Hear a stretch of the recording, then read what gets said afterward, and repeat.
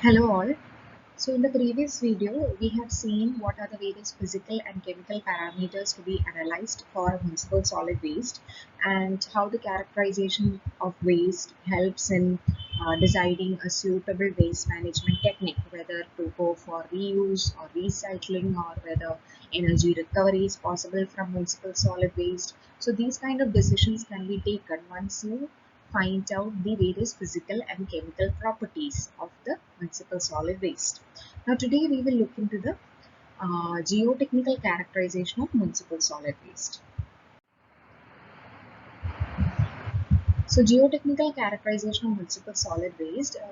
So as you saw, see, physical and chemical characterization mostly helps in um, choosing whether to go for recycling or reuse or energy recovery and all. But geotechnical characterization, we mostly look into those geotechnical parameters when we have to go for a proper landfill design or landfill stability analysis. That is when geotechnical parameters become, more important or more relevant to us as engineers. Okay, so basically, the most important parameters under geotechnical characterization are unit weight, permeability, shear strength, and compressibility. So you have already seen how unit weight and permeability are important. They actually came under the physical characterization as well. But as I said, these are core geotechnical parameters also. So basically, why these are important? These four parameters are important to be assessed. Is that, see, when you design a landfill, so the purpose of designing a landfill is to come up with a proper engineered solution of disposing the waste, right?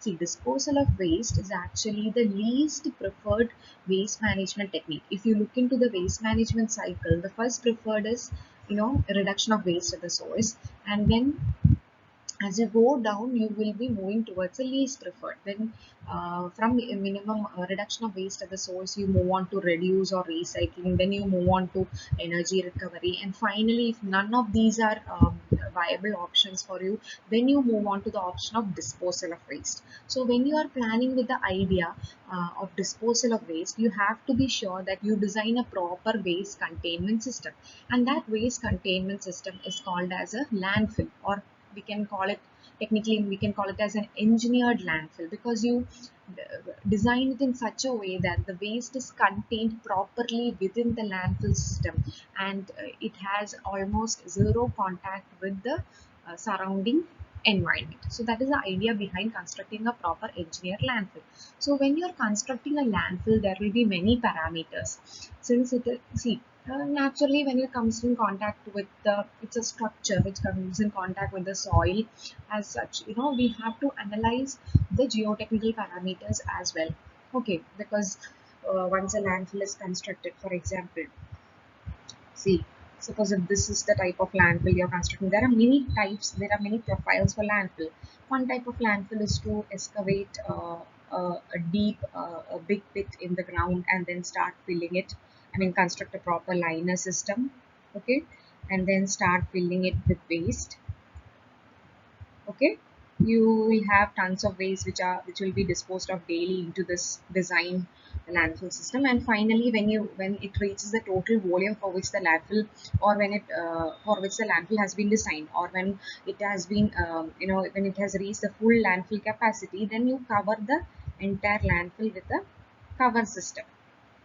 Okay, so this is your cover system, and this here is your liner system. So as I said, this is like a thick bottomed vessel with a thick cover or lid at the top, which contains the waste very effectively. Okay, so you have to make sure that, and mostly these liner materials as well as the cover materials will be made up with the suitable soil itself. Okay, soil with very low permeability will be preferred to be used in the liner system as well as the cover system. And also nowadays we have many geosynthetic materials which can be incorporated within the liner and cover system, and which performs various functions. So those details will not get into those details now.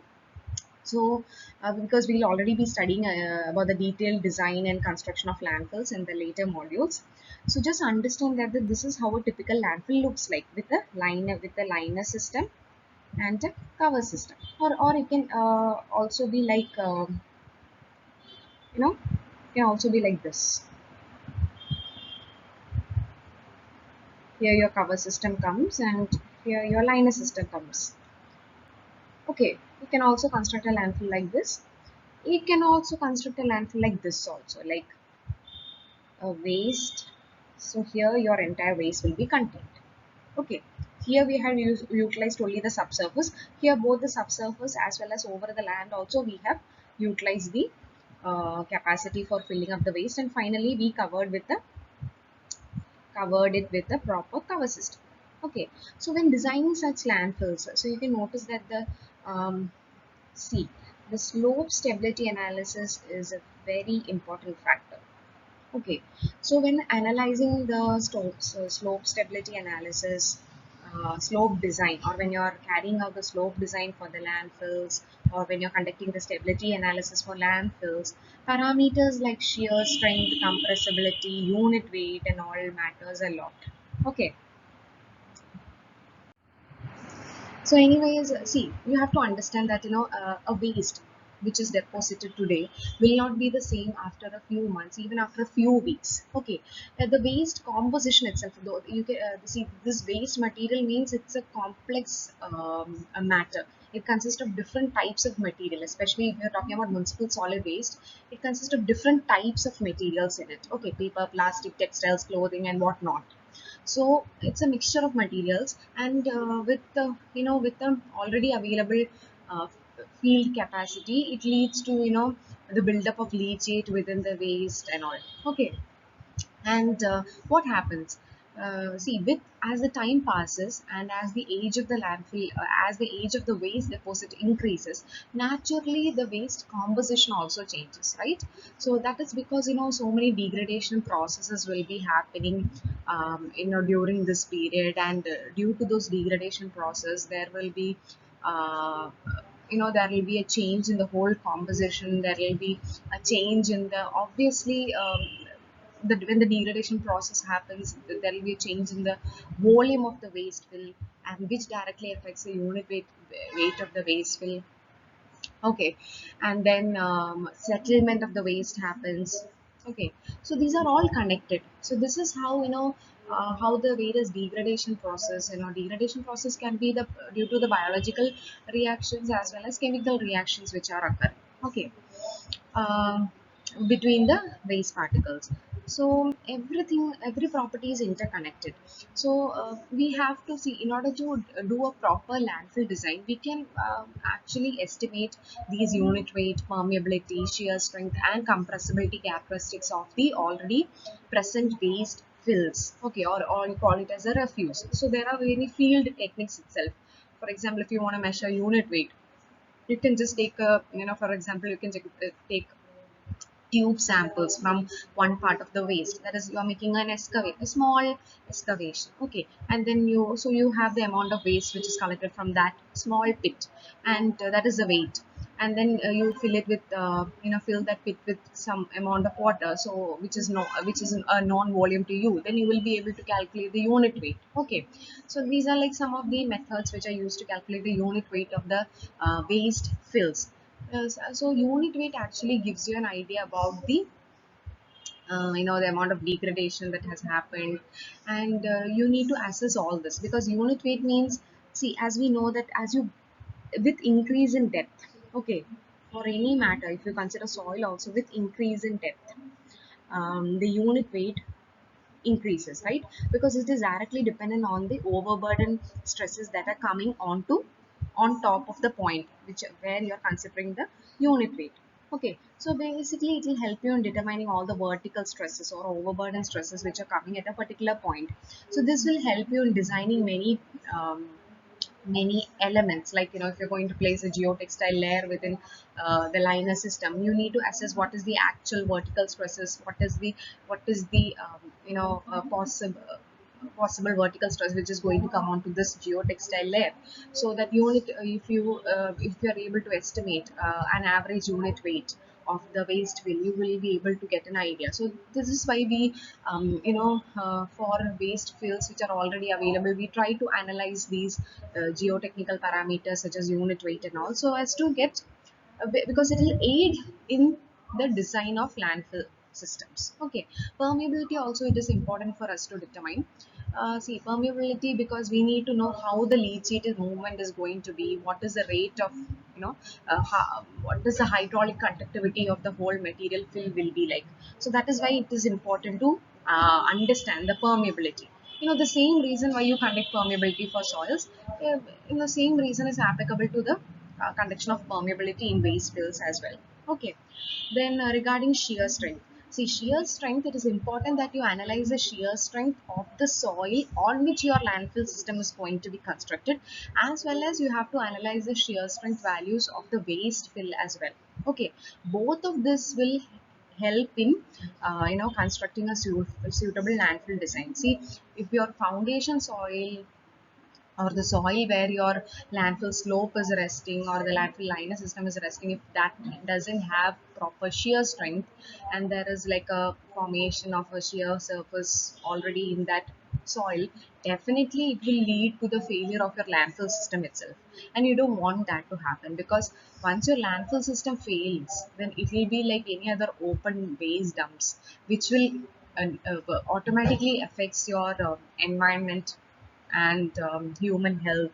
Okay, so you don't want that to happen. So properly you have to analyze the slope stability of the landfill system. So basically shear strength of both the in situ soil as well as the waste, um, which is going to be deposited in the landfill, has to be assessed properly. Okay, then compressibility characteristics. See, as I said, with age, your waste composition changes due to the degradation processes that is happening. There is biological degradation as well as chemical degradation processes that is happening. Okay, so due to which what happens is that naturally your waste settle down, because there is a change in the total composition and then ultimately change in the volume. So the settlement of waste happens. So what happens when there is a unpredicted settlement? If you don't predict the compressibility or settlement characteristics of the waste properly, and then you get a greater settlement during the actual construction part, then what happens is that when the waste will settles, it is actually going to rupture all the other structural things which are already embedded within the landfill facility, like for example, if I take the liner system. Okay, or you consider, as I said, there will be a liner system and there will be a cover system inside of which you will have your waste. Okay, but see, this waste is getting filled every day. Okay, and once you compact the waste for that particular day, then you cannot leave the waste just like that. Okay, you have to actually put a intermediate cover system. We call it as an intermediate cover system. I'll just show you. um, See, if suppose this is the liner system which you construct first. Okay, and then your first ton of waste get deposited. Okay, so your landfill is being constructed here, but once you deposit the waste, you cannot just leave it like that. You have to make sure that you provide an intermediate cover. Okay, and sorry, an intermediate cover has to be provided. Then again the next day you deposit the next amount of waste, and then again you provide an intermediate cover. So basically, before you finish off the work for the day, make sure that your waste is not left exposed to the environment and it is given a proper intermediate cover. So as I said, when the total landfill capacity is reached, you provide the final cover system. Okay, so these cover systems and the liner systems are mostly made of in situ soils, but they are also made of the geosynthetic products like geotextiles, geomembranes, based on the function it has to serve. And we know that there will be leachate buildup within this waste fill, right? So we have to collect that leachate properly from within the landfill system, so that none of the leachate percolates, like minimum percolation of leachate into the subsoil. To ensure that, we have to collect leachate from within the landfill. So each of this intermediate cover system as well as the liner system, okay, they will have pipes embedded within it. It's like a leachate drainage and collection system, you call it like that. Okay, you have a system of pipes.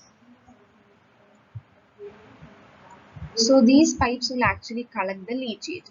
So when unexpected settlement occurs, the whole of this overburden pressure falls onto these pipes, and it can cause the rupture of these pipes. Okay, and that when those pipes rupture, naturally your leachate collection system um, is will definitely fail. So again, a chance of environmental pollution will come up there. Okay, so you don't want that to happen. So that is why we have to obviously, and when this settlement is very excessive, there will be change in the surface profile, right? The surface profile itself changes, and then sometimes some excessive settlements can lead to formation of depressions here and there, where the where water can get collected. Like when settlement occurs, um, excessive settlement occurs, there can be some formation of depressions, here and there over the landfill profile. And then what happens is that the water gets collected. Okay, water gets collected here, and what happens? This water will start percolating into your landfill system, again adding on to, or which will aid in further leachate production, right? See, if there is water in excess of yield capacity also, it will lead to more leachate formation. So you have to make sure that these kind of depressions doesn't really form on the landfill profile, because these will naturally accumulate water over it, and then the water will start percolating into the landfill system. So you don't want that, because as a more water percolates, it is leading to more leachate formation, which we don't want. Okay, so these are the consequences of settlement of waste fields. So you have to make sure that before the landfill is designed, you have to incorporate all these factors, like the degradation factors that can take place with respect to time, how will be the degradation, and the age of the landfill. With respect to that, what will be the rate of degradation, and those factors, and what will be the change in the chemical composite in the waste composition.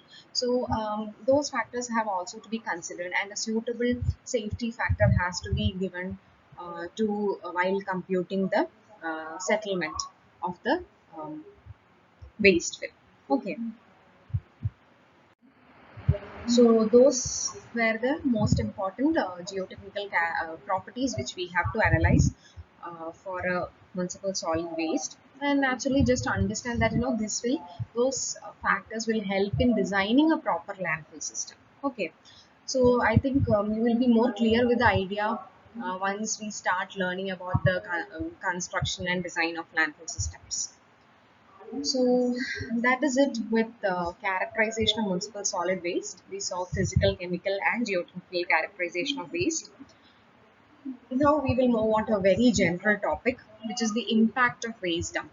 Now this is a topic which you have been studying since your, I think, lower environmental science classes. So there's nothing more to be explained here. So naturally, when you have an open waste dump, what happens?